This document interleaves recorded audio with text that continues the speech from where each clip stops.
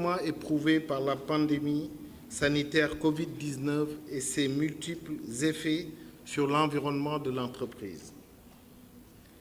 En ces moments particulièrement difficiles, le secteur privé, investisseur, employeur, créateur de richesses, avait déployé toute son énergie pour préserver l'entreprise et ses travailleurs des impacts négatifs de la pandémie Covid-19, mais en plus, en notre qualité de citoyens et entreprises citoyennes, nous avons fait preuve de solidarité nationale à travers des contributions substantielles, financières et divers dons en nature.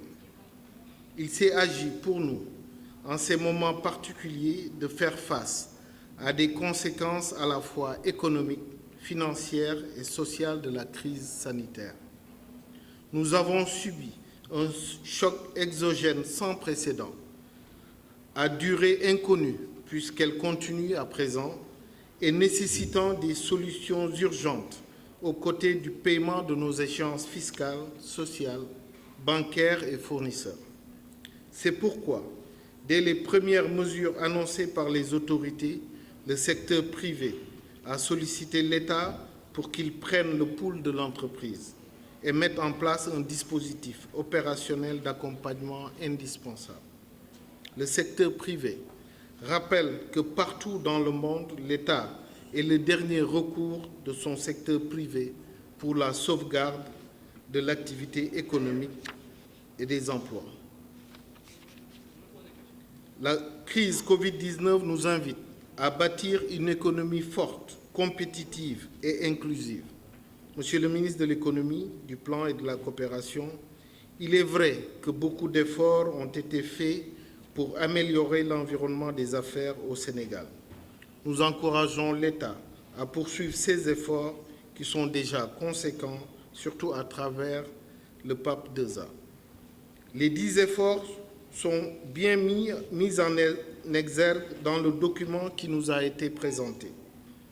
Je pense que nous partageons ensemble, à l'écoute des différentes allocutions, cette vision globale, macroéconomique qui indique que c'est l'économie qui nourrit le social.